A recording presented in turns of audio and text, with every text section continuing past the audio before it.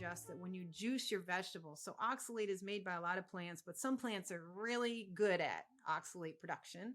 Spinach being the most famous high oxalate food out there is spinach. And spinach, as you said, has come into great popularity these days, especially as we realize, oh, well, telling everybody to eat low fat all these years has created diabetes and obesity and all that is a big problem. Well, maybe we should quit eating all this high carb stuff. But, there's only two ways to get energy. It's either carbs or fat. I mean, protein's not really meant to be for fuel or for energy. It's really a structural building block material. So those we call our macronutrients. So we've been told to eat low fat, so we're eating high carb, and high carbs create diabetes, obesity. Obesity causes those connections between the cells of the gut to get loose.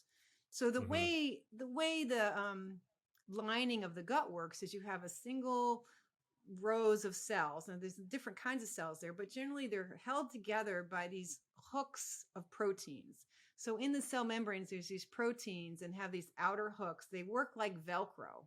So the cells all hold themselves together with these protein hooks like Velcro hooks. And so sliding in between the little teeth of the Velcro is the water and fluid and the oxalic acid ions. Now, when you're obese, the Velcro hooks aren't so good.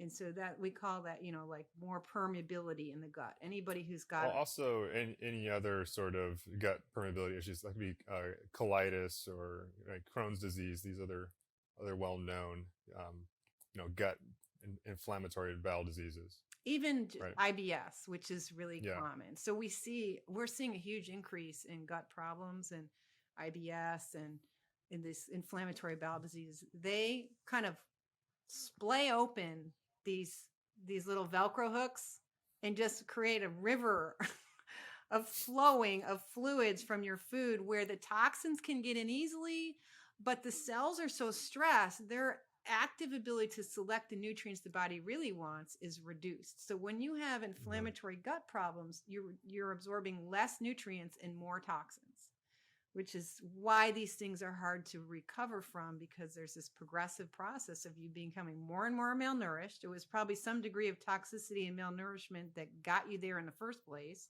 where you have permeable gut. And it turns out oxalate is a great critter to help promote permeable gut. And what we know from, there's another form of this problem of overloading your body with too much oxalate can come from internal production in a disease called primary hyperoxalation.